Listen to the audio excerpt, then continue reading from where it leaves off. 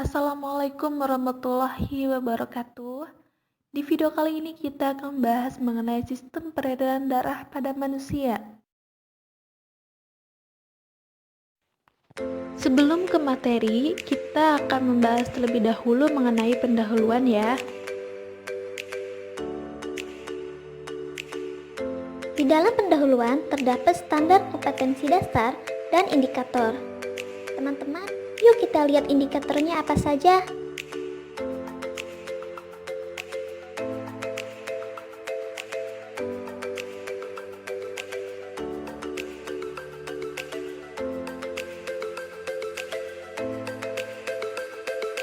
Nah, ini dia indikatornya. Peserta didik diharapkan dapat mengamati struktur jantung melalui gambar, menyebutkan struktur jaringan penyusun organ dan sistem peredaran darah manusia, menyebutkan mekanisme peredaran darah manusia, menjelaskan mekanisme peredaran darah manusia, menyebutkan kelainan-kelainan pada sistem peredaran darah pada manusia.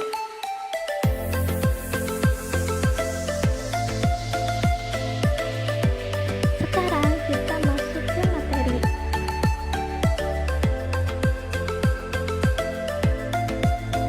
Selanjutnya coba perhatikan peta konsep ini.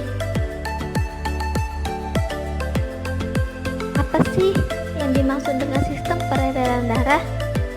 Nah, sistem peredaran darah ini adalah sistem transportasi yang melibatkan 3 komponen. Apa saja? Yaitu darah sebagai medium transportasi, kemudian jantung sebagai pemompa, dan pembuluh darah sebagai saluran. Sistem peredaran darah pada manusia bersifat tertutup dan ganda. Tertutup artinya darah dialirkan melalui suatu pembuluh, dan ganda artinya melewati jantung sebanyak 2 kali. Selanjutnya, mari simak video berikut ini.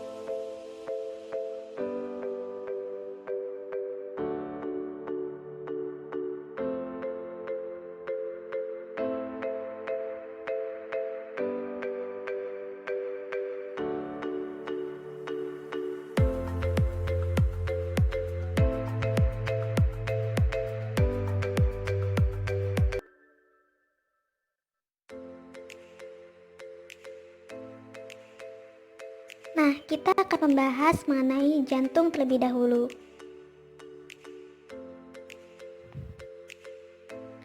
Apa sih yang kalian ketahui mengenai jantung? Jantung terletak di rongga dada. Dinding jantung terdiri atas jaringan ikat padat yang membentuk suatu kerangka fibrosa dan otot jantung. Selaput otot jantung bercabang-cabang dan beranastomosis secara erat. Ya, betul sekali. Organ peredaran darah itu jantung.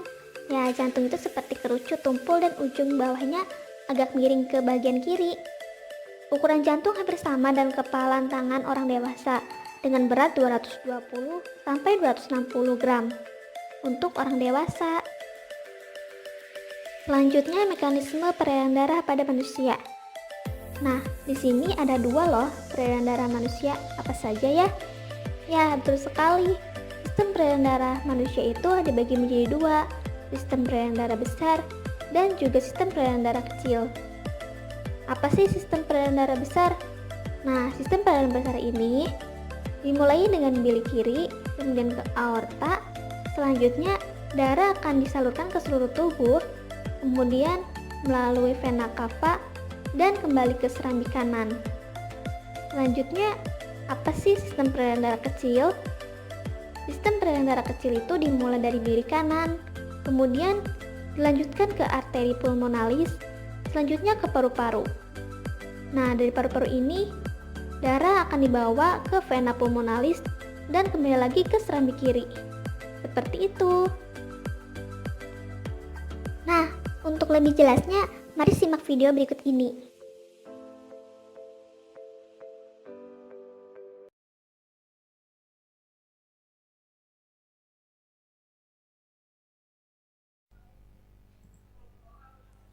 Kamu dapat merasakan detak jantungmu setiap kali kamu meletakkan tanganmu di dada. Tapi tahukah kamu apa yang sebenarnya terjadi? Atau apa yang membuat jantungmu tetap berdegup?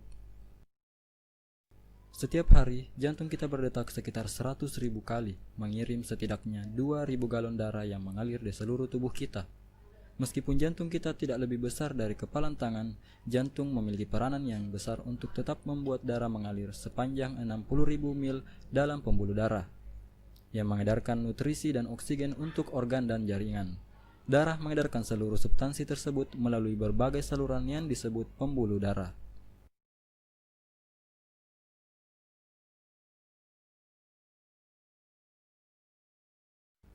Pembuluh darah meliputi arteri, vena, dan kapiler. Untuk membuat darah mengalir ke seluruh tubuh, kita memiliki sistem pemompa, dan jantung adalah pompanya, di mana jantung tersusun atas otot yang memompa darah ke seluruh tubuh, berdetak sekitar 72 kali per menit sepanjang hidup kita. Jantung manusia memiliki 4 ruang: atrium kanan, atrium kiri, ventrikel kanan, dan ventrikel kiri.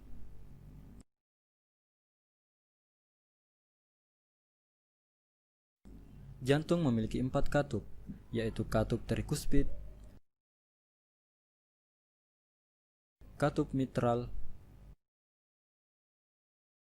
katup aortik, katup pulmonik. Katup ini merupakan katup satu arah. Sekarang kamu telah mengetahui struktur jantung. Selanjutnya, mari kita cari tahu bagaimana jantung bekerja.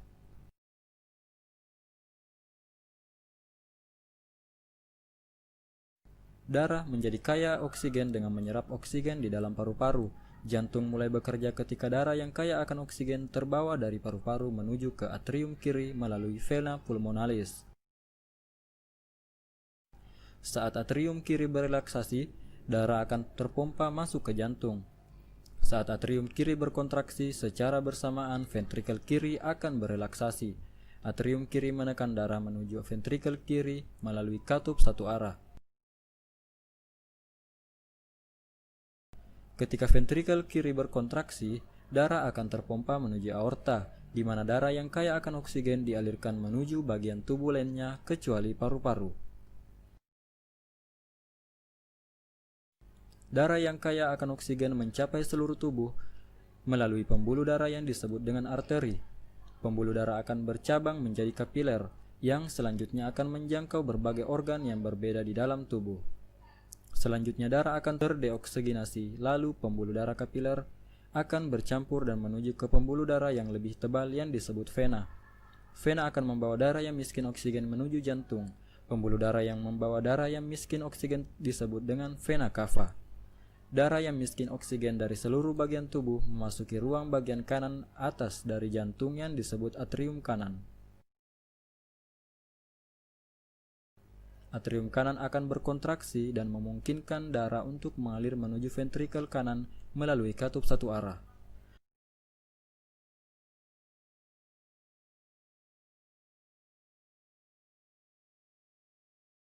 Ventrikel kanan kemudian berkontraksi dan menekan darah menuju arteri pulmonalis.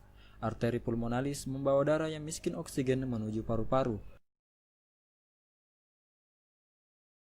Paru-paru kemudian melakukan pertukaran gas terhadap darah sehingga darah kembali menjadi kaya akan oksigen. Darah tersebut selanjutnya akan dialirkan kembali ke jantung melalui vena pulmonalis dan kembali mengulang siklus sirkulasi tersebut.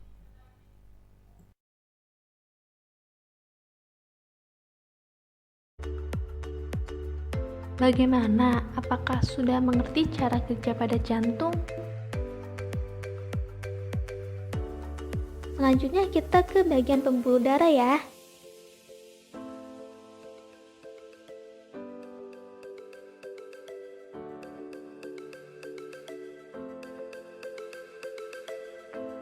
Apa sih pembuluh darah itu? Ya, betul sekali. Pembuluh darah merupakan saluran tertutup yang bercabang-cabang. Kemudian fungsi pembuluh darah itu apa? Oh iya, Fungsinya mengalirkan darah keluar jantung, lalu kembali lagi ke jantung. Terdapat 3 pembuluh darah utama, yaitu arteri, vena, dan kapiler. Seperti itu.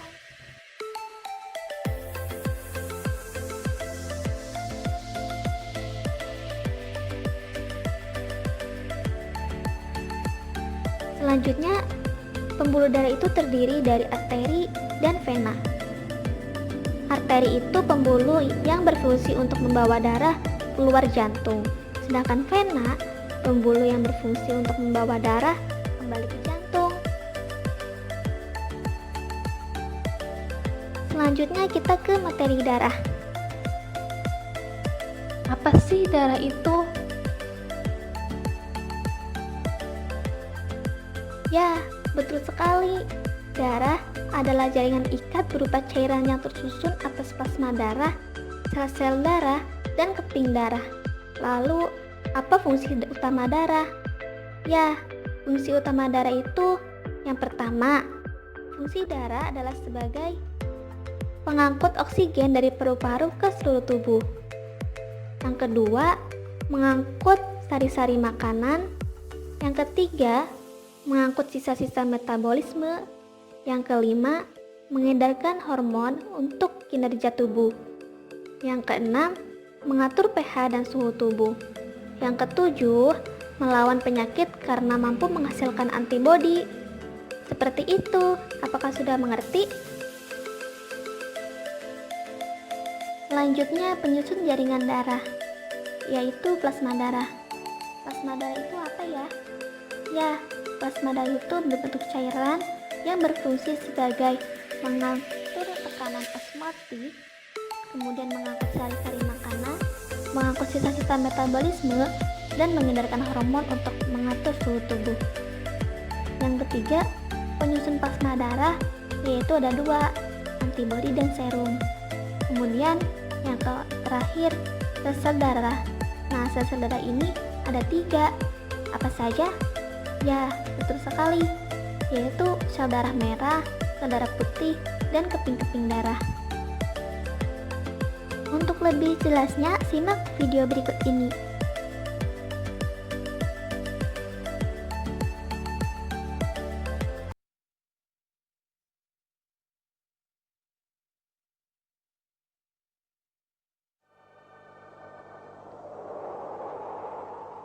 Wah, sungai ini panjang dan indah sekali. Iya, di dalam tubuh kita semua juga terdapat sebuah sungai.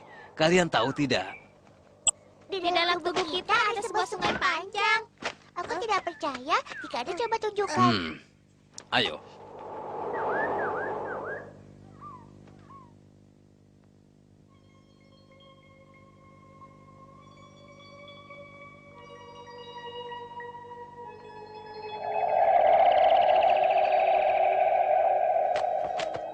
Kalian sudah lihat, inilah sungai yang tersembunyi di dalam tubuh kita.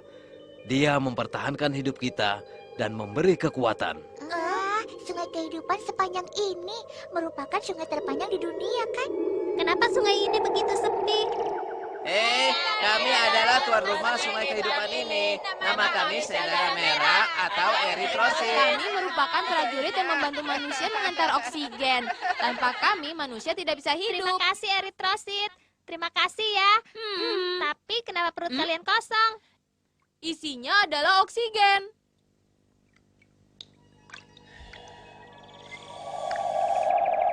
Oksigen di perut kalian berasal dari paru-paru manusia, kan? Betul, dari paru-paru manusia, kami mengantar oksigen yang dihisap manusia ke seluruh tubuh manusia. Ayo, lihat kami melepas oksigen. Kami sudah lemah. Cepat oksigen kami.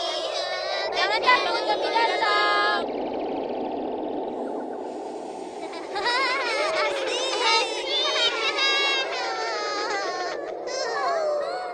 Setelah melepaskan oksigen, perut kami jadi kosong dan kami harus membawa sisa pembakaran.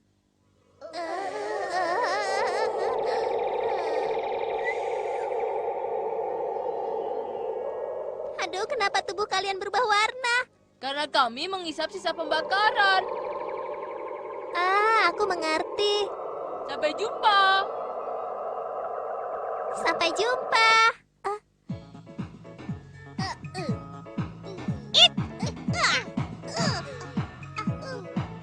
Menakutkan, sangat menakutkan. Kalian sedang apa?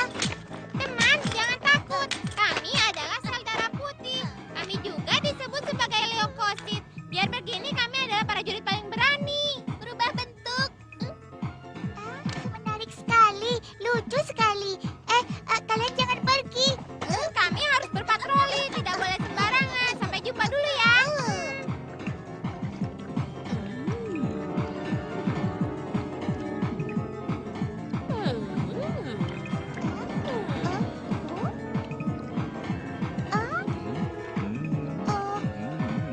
Dasar pencuri, apa yang kalian lakukan? Gadis kecil, pelan sedikit ya. Kami sedang berada di tubuh orang lain. Tidak ada hubungannya dengan kalian. Kasihanilah kami. Tidak tahu diri, kau suka mencelakai manusia. Berani-beraninya merayuku. Pengawal, di sini ada kuman. Cepat sini.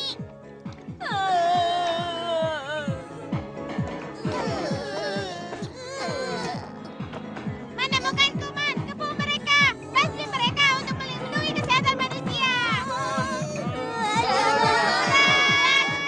Cepat serang manusia.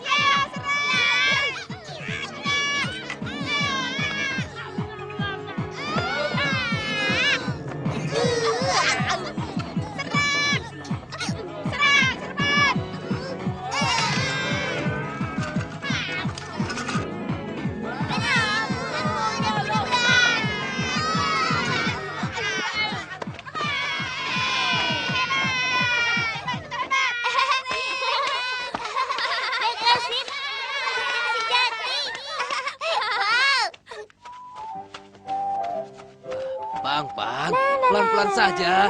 Hati-hati. Aduh. Wah, berdarah. Sakit. Nah, sekarang biarkan trombosit untuk menunjukkan kehebatannya. Serahkan padaku saja. Aku mengeluarkan sejenis zat untuk pembekuan darah. Ayo. Ayo, teman-teman.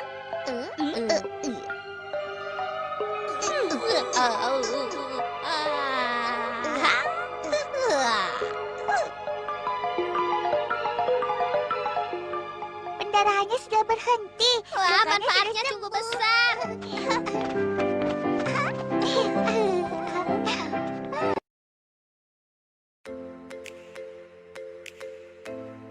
Selanjutnya kita ke kelainan.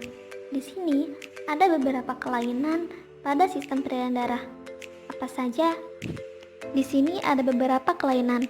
Kalian bisa mencari untuk mengetahui apa saja kelainan pada sistem peredaran darah.